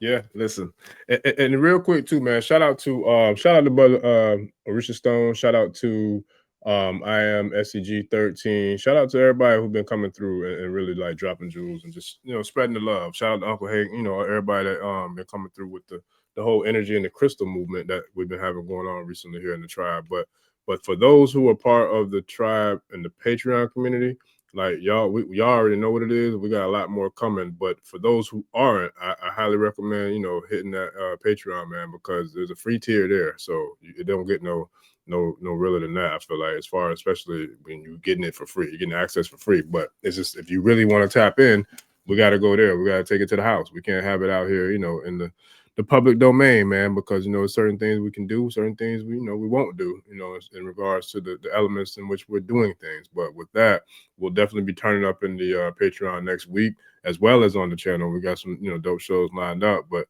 for that, in regards to, especially when it comes to the mothers, there's a very, very I feel like a level of respect and a level of reverence that needs to be taken extremely serious when it comes to us talking about and working with the mothers. And I really appreciate your willingness to share as much as you do, especially in the private community with the tribe, in regards to that, because I think there's not, for one, I know there's not a lot of information out there on the mothers, but as well as we're getting the direct, I feel like it's almost like from the spiritual community or spiritual family perspective, we're directly being fed from someone who's connected to the womb, to the umbilical cord, because Yes. you are them and they are you. So it's like, for us to be able to tap in and connect to that level of direct contact, I feel like it's almost like in the military, where they have the fighter planes are flying, and then they have the big 747, B-57, whatever it's called, the big plane that come up, and then it drops that little buoy that fuels the fighter plane in mid-flight. Like, that's what we having in the Patreon community, y'all. Like, for real. Like, yeah, she comes through. I know I ain't supposed to call you, but Ojeyemi comes through, and like, just in mid-flight of the call, she dropped the buoy, and then boom, it's like we connecting with the umbilical cord to the mothers, and it's powerful every single time. And shout out to Wu Nam too, because she does the same thing. But with that, when it comes to everything that we hit tonight, we didn't even get to hit everything, but I do want to at least hit, if we got time, a little bit about the Egungun, the significance of us connected with our ancestors, but also Agbay, because that's something that, for those who are on their journey in Isheshe, or on their journey or involved in Ifa or Orisha, lifestyle, what is the significance of us having a really strong connection with our Egungun? And then also, after that, if you don't mind, maybe just dropping a little bit of the significance of our Agbays. Okay. Let's go with Egungun. Okay. We're going to talk about your grandmother, the great grandmother, and I want to say let's deal with your great grandmother. Mm-hmm. She was there. She Mm-hmm. made sure you had. She just loved. So if I know that my grandmother took care of me, made sure that I had, and just because she's no longer in a physical body, why would I forget about her? How could I forget about her? She's just not in a physical body. So if I still need her Ashe and I still need her love, why wouldn't I call her? So I ask people all the time, now you know that you've had people in your family who have transitioned over, was always there for you, always provided, made sure that you have. And they're no longer in a physical body. So if they're no longer in a physical body and you praying to something that you can't see, ain't did nothing for you, how does that make that make sense to me? So when an ancestor crosses over, do you know where the Ashe goes? It becomes yours. Every ancestor crosses over, Ashe goes directly to you. So you will continue that bloodline.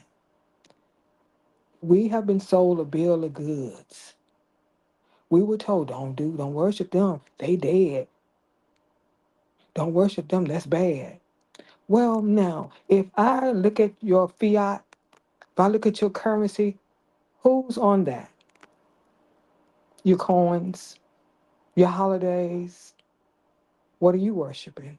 So I'm not worshiping mine, I'm worshiping yours. So it is the ancestors who will make smooth, easy, and successful your way. It is the ancestors who got our back. They paved the way. They can see what we can't see. They can go where we can't go. and they will tell you what you need to know. Only thing you got to do is call upon them. Pour water, spew gin, appease them, and give them food. You know, Yes. though, in the hip hop culture, shout out to Tupac. You about to know that he had a song called "Pour Out a Little Liquor." You know, and that, and a lot of us, I didn't even know like back then that he was really talking about pouring libations. You know. Yes. Even remember Cooley High? Yeah. Yeah. We didn't know anything about what libation was, Mm-hmm. but that's what it is. They live. We're a spirit. We came from the spirit realm, and to the spirit realm we shall return. So when something doesn't have a body, do you know how powerful that is? This dense third 3D body keeps us dense on this plane of consciousness. Well, it's time for us to drop this dense body, pick up the fourth body, which is spirit, so we can go to the fifth dimension, all knowing, all seeing, and all being. But the ancestors will pave the way. They will. The Ori is your first line of defense. The ancestors is your second line of defense. There's a saying that I'm going to give everybody. When the roll calls for blood, let nobody in my bloodline be available. When an ancestor leaves this plane of consciousness, they are so powerful that they can come back and pick up somebody else. So you have to watch that. You have to do work on that. When my mother made her transition, um, I actually helped her. She was wheezing, she couldn't breathe. I'm like, it's cold. When it's time for you to go, you can go. So what I did was I went to my grandfather and I went to my aunts and my uncles and I asked them to come and get her. That's how powerful they are. So when someone gets to make their transition, the ancestors will come and help assist them in making their transition. Now, you have you can do an ancestral altar or you can do an ancestral shrine. When you do a shrine, you have what's called the opaiku. The opaiku comes from the oroko tree and the Go ahead and get him. Go ahead and get him.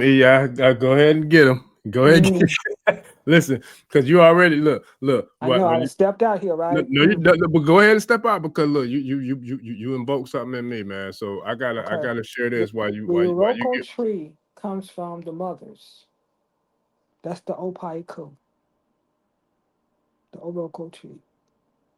And it is wrapped, an odd number, and it's wrapped in red.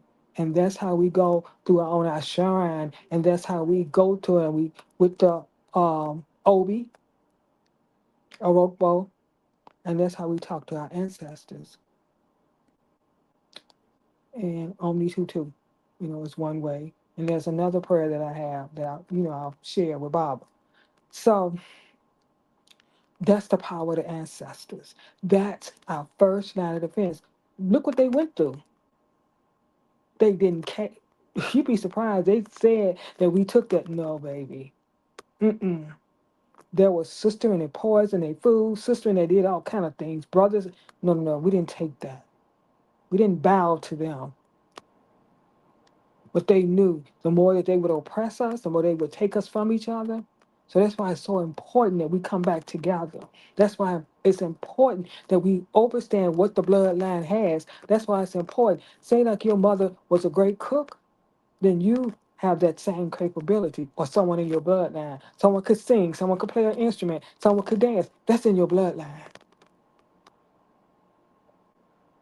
So you sing and you praise and you raise your ancestral line up, but you pour the water, you spew the gin, you call the names, and you feed them. Every time you eat, they should eat before you eat. Every time you eat, they should eat.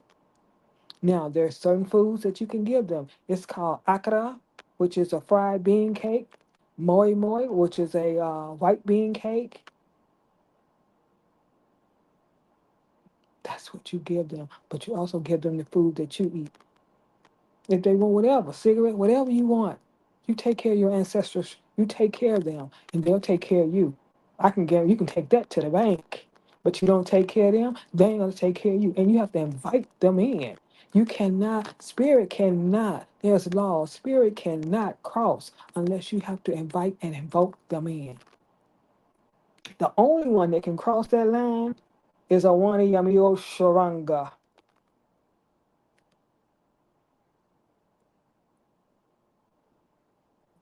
They don't need an invitation.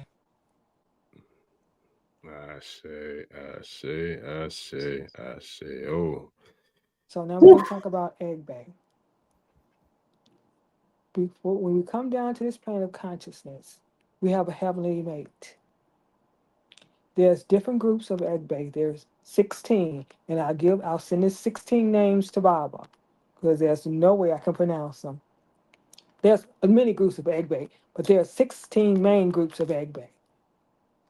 And each Agbay has a certain character. So when you're up in heaven, before you come down with your heavenly mate. And when you come down with your heavenly mate, one of you decides to stay and one of you decides to go back. So after the third day, maybe the sixth or the seventh day, the heavenly mate goes back up. That's why it's important in the Yoruba pantheon for you to have a Esentaye before the seventh day, because your heavenly mate is still here. So your heavenly mate will assist in the divination. Once the heavenly mate goes back up, there's a pact that you made with this heavenly mate that you have to honor. Sometimes the heavenly mate could be your husband, or could be your wife. When a sister and sometimes are having trouble and brothers are having trouble in relationships, check your Agbay, because your Agbay in heaven might be blocking you. Also, the Agbay are so powerful, they too can create death. They can come back and get children. I know children had to have their Agbay appeased, or had to get initiated into Agbay because their Agbay was attacking them.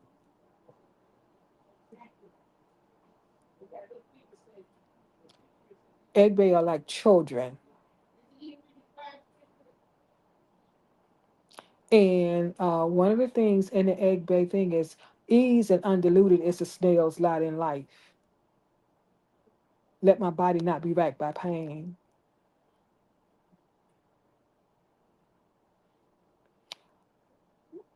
Uh, we are not comprised of thieves. We're like children. Come along with us and have children to cuddle. Everybody likes their food is candy, sweets, cane sugar cane, baby bananas. That's also this banana. You can get it at the Mexican market. But yeah, and there you can be initiated. And I tell people, it's important to have Ori. It's important to have Egungun. It's important to have Agbay. No deity can bless a man without the consent of one's Ori. Ori, I hail you. Ori who allows children to be born. A person's sacrifice who's accepted by his own Ori shall rejoice exceeding. Ori woo, Ori woo, Ori woo. I say. Oh. Yeah, listen. This is powerful. Like this is very powerful. Yeah, the tribe they're going crazy. Like this information, because we spoke about this I think a couple times throughout the week, but there's a lot of the people who are in this tradition, who have been in the tradition too. There's not a lot of information about the Agbay or the mothers out there. So it's like, this is one of the things that I feel like excuse me, it goes back to like all the things that are still sacred about Isheshe, which is like a lot of the deep, powerful understanding, understanding, and wisdom. No matter what, it has to be passed down from mouth to ear. And if you are not, in a position where you have access to elders such as yourself, where you can learn this and you can be taught this, or you can be fed this, you could be nurtured with this or cultivated with this, it's going to really be a challenging journey, without having access to that direct line of, direct wisdom, of this culture, or just, I should say, spirituality as a whole. It don't even matter if you're in Isheshe or not, because That's this is right. Kemetic culture, this is, Akan culture, this is, wherever you want to go with it. the indigenous of, Turtle Island culture, whatever you want to call it, or wherever you want to go with it, you still have to have access to the elders. And the And elders you are know going to, why I think that the culture isn't shared? Well, it's an oral tradition. I think that's fabulous. You know, European writes in books, but they ain't gonna give you everything they write in the book because they know we didn't need books. We were oral. But people have made it a business.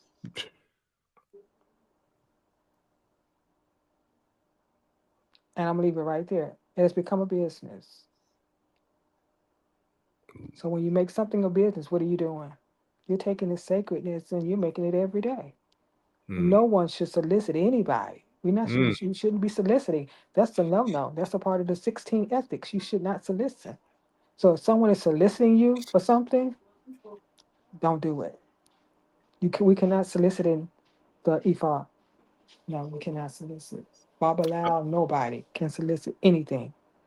And I love people it. say, well, I paid all this money. Well, you know what? You got to share something with sometime with somebody. Yes. Because if you truly have a passion and you really love what you do, sharing is caring.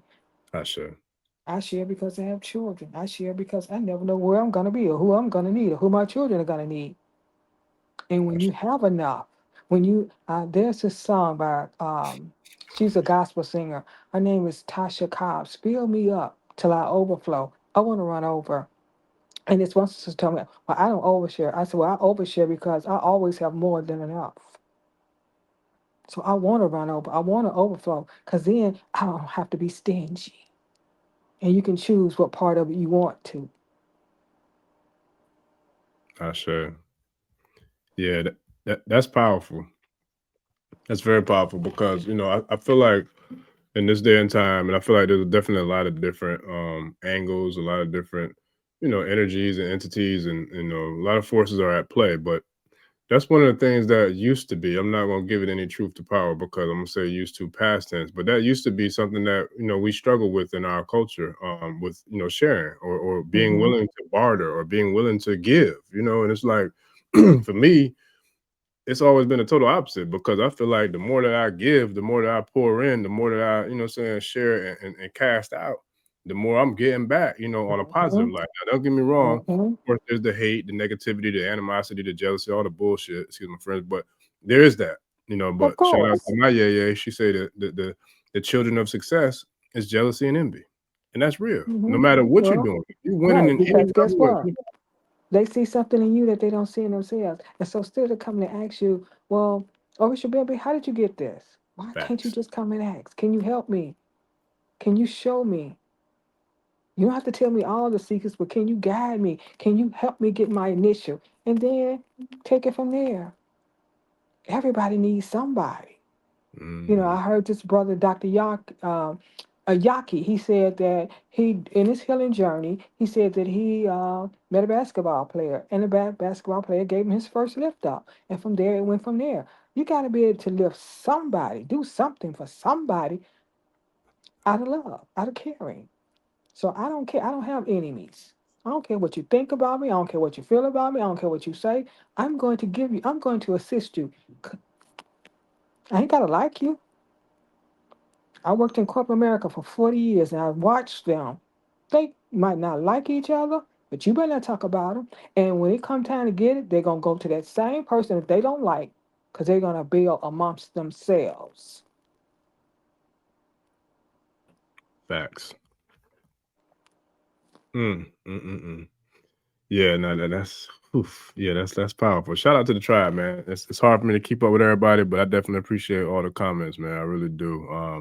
And before we before we get out of here, when it comes to, and I love where you went with the egg bay because that's something, like I said, we haven't talked a lot about it on this channel, but I just don't really see a lot about egg bay and the culture in general, out there for mass consumption, at least anyways. But let's just say for those who are brand new to this tradition, brand new to this culture, brand new to, let's just even say, this thing called consciousness, right?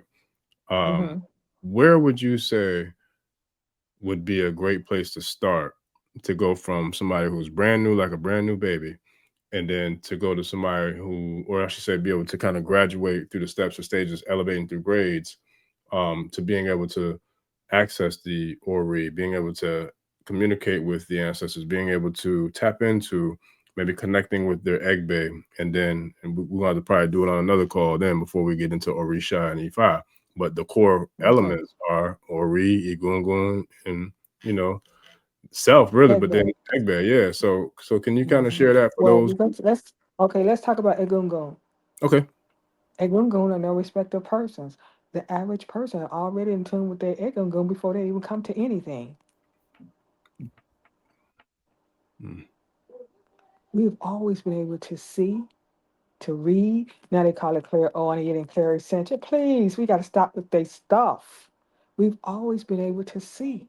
We've always been able to hear spirit. We've always been able to smell and taste. Some people can smell it spirit. Some people can taste spirit. We've always been able to feel, to hear, and to see spirit. We've always been able to do that.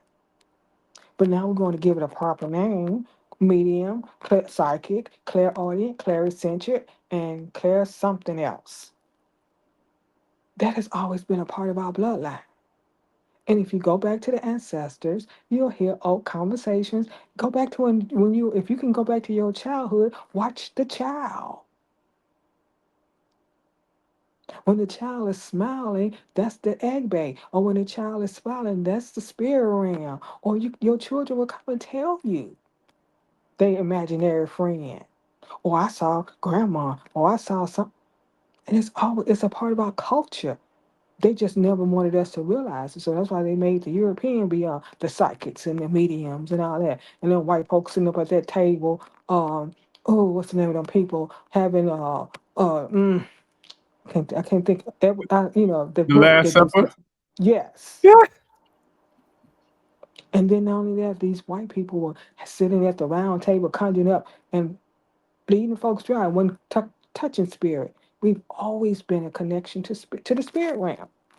But now I tell people, okay, Ifa might not be your way. Akan might be your way. Budan might be your way. Hoodoo might be your way.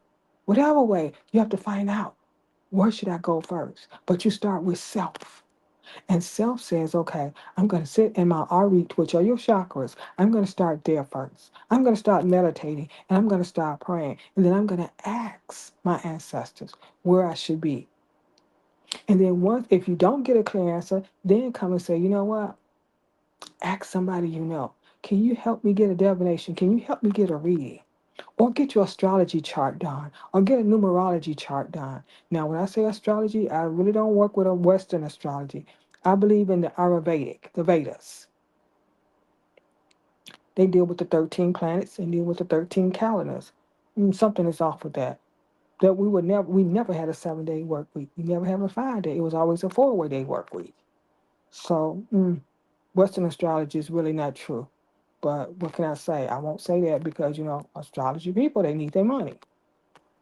But that's where I would start first. I would start with meditation. I would start with praying. And I would see what comes. Because the ancestors are always there. Always. And then once I found out in what direction I should go in, and if it's Ifa, then I get my Ile. But you can start praying to your Ori without even having an Ile. You can pray to your ancestors without even having an ancestral shrine. You can pray. You can deal with your Agbay by just putting candy in your house, throwing candy on the crossroad. Get some black-eyed peas and corn. They love it, and throw it in your backyard. That's deep. Listen, I don't want to interrupt, but when you said that, I'm sure I'm not the only person. A lot of people, I bet you right now on the call, can resonate with this. So does that have anything to do with why, like, I remember my grandma just always talk about cooking like black-eyed peas on New Year's, like, and cleaning up and all that. Like, what's the correlation? Because that you struck something right there with that one. The only thing I can tell you is Agbay likes black-eyed peas and corn. I see. And throw it in your backyard and tell them what you want. I feel like Ori, Egungun, especially Ori, Egungun, and ancestors should live inside of you. That's that womb thing again. The ancestors come from the womb. Ori is your womb. Agbay should be inside of you. We get the icons and we get the pots, but are they inside of you? Is Ifa in your belly? Is Ori in your belly? Is your Egun, how do do you feel them coming from your womb? Because they do come out. Agbay, everything you need is inside. The icon of the pot, you make that Ashe come alive by word sounding. I'm going to share this. The words have power. A part of the mothers is when they look without blinking their eyes.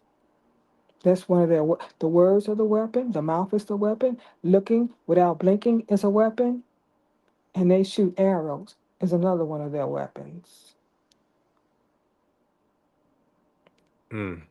Shout out to Ochosi. He came up at one of the days of one of the milestones and rituals that took place with some of the tribe this week. Man, Ochosi was a hot topic during one of the Ile meetings this week, man, because the movie Immortals that came out actually came out on 11/11/2020. No, 11/11/2011. But very powerful movie, and it's amazing to see all of the metaphorical, allegorical connections to the Orisha and Ochosi, to me, being the star, the indirect star of the movie. Because Theseus, who was the star, was his whole life was almost like that book, The Alchemy, or The Alchemist, Alchemy, where he was chasing his destiny, his journey. So that's his Ori, you know what I'm saying? And he was connected to the gods, which would be Agbay and or Rumale or Orisha, whatever you want to call it. But his weapon, his secret weapon, was the bow. And for those who know Ochosi, when he pick up that bow, he don't miss. Also, I do have a book about Agbay, and I think I have a printed. I think I have a book on in my email. I just gotta find it, so I'll send you the book about Agbay. And he was a Babalao, and he wrote about Agbay. He was the first Babalao that put the old dudes in a book form, and it's hard to find it. Even when I went to Nigeria, I couldn't find it. But he wrote about Agbay, and I'm thankful and grateful he did because and there's also, I have some things, the lectures about Agbay. I'm going to send it to you, but I'm just going to ask for you not to really share with anybody because this is this Baba's work. Sure. So, but it's for my people, so. Sure. Nah, I mean, you already know, like whatever you give me the green light, to present to the tribe, it's gonna be in the tribe. Y'all know it's gonna be in the Patreon, but whatever you give me the green light, that's shareable or presentable. Present, and whatever you say, nah, okay. Is what it is. Like, but and I know, because there's certain things that we can't share, even if we wanted to. It's sacred for a reason. But yeah, that's. Whew. Yeah, you went in tonight, and I appreciate it. I already knew you was going to, and the tribe, they're loving it. They're like, but I was kind of nervous because I talked to Orisha, and I'm like, I'm a little nervous. He's like, why? I'm like, well, I need to talk about the mothers, but I have to make sure that I be respectful for them, and I can't really share. So I was like, you know what? There's this brother, his name is Sat Yamdit Yama. He said, I just let the mothers do what the mothers do. So I just let the mothers do what the mothers do tonight. And that's what I did. Sure. And to me, this is what I say. You have my utmost respect. You have my utmost allegiance. And you have my loyalty because you are a son of the mothers. I only bow to those who are the mothers. If you ain't sacred and divine, you ain't mine. If you don't deal with the mothers, I don't deal with you.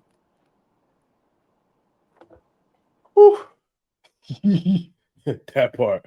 Well, look, I give the utmost thanks and gratitude, and anybody who's ever tuned into this show, for any amount of time, pretty sure it didn't take them long to realize that this is definitely a house that the mothers built. And if you don't believe me, you can go back to the very first show that was uploaded on April, I want to say 13th of 2024. And that started with my yeye, my spiritual mother. So I knew I wasn't starting this thing without coming in with the mothers.